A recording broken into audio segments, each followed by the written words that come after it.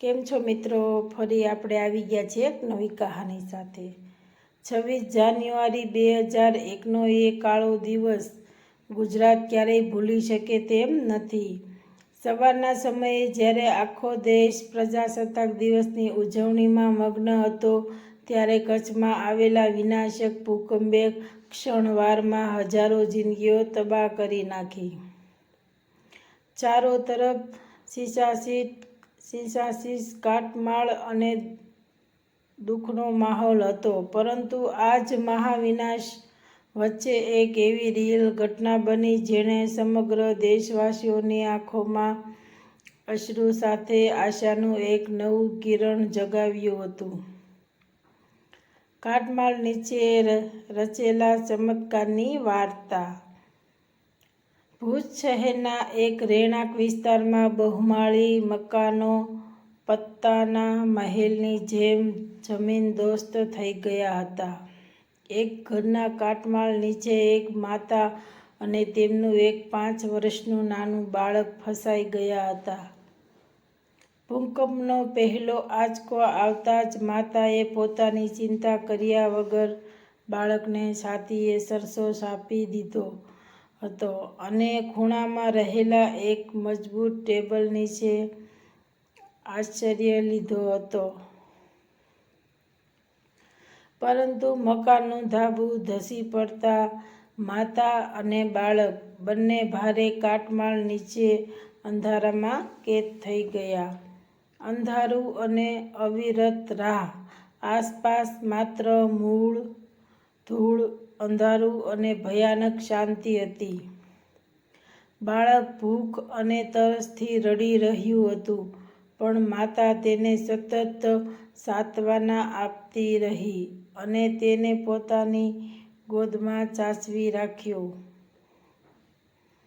બચાવ ટુકડીની મહેનત ઘટનાના લગભગ 72 કલાક એટલે કે 3 દિવસ પછી બચાવ ટુકડી અને સ્થાનિક સ્વયંસેવકો જ્યારે કાટમાળ હટાવી રહ્યા હતા, ત્યારે તેમને એક નાનો ક્ષીણ અવાજ સંભળાયો। આશાનું કિરણ! રેસ્ક્યુ ટીમે તાત્કાલિક સાવધાનીપૂર્વક પથ્થરો અને સિમેન્ટના સ્લેબ હટાવવાનું શરૂ કર્યું। કલાકોની ભારે મહેનત બાદ જ્યારે તેઓ અંદર પહોંચ્યા, ત્યારે ત્યાંનું દૃશ્ય જોઈને સૌની આંખો ભીની થઈ ગઈ। માતૃત્વ અને જીવવાની જિજ્ઞાસા! માતાએ બાળકની ઉપર પડતો તમામ કાટમાળ અને સિમેન્ટના ટુકડા પોતાના શરીર પર ઝીલી લીધા હતા।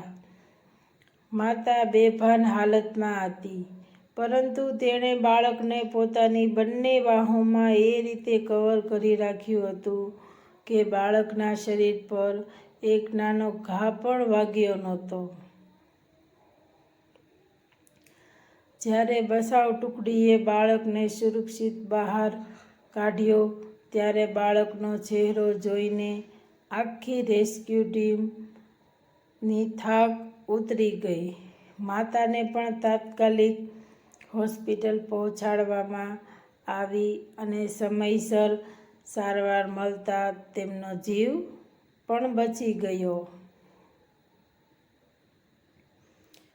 જીવનનો મોટો પાઠ: આપત્તિ ગમે તેટલી મોટી હોય, પણ હિંમત, પ્રેમ અને આશા આગળ મૃત્યુ પણ હારી જાય છે।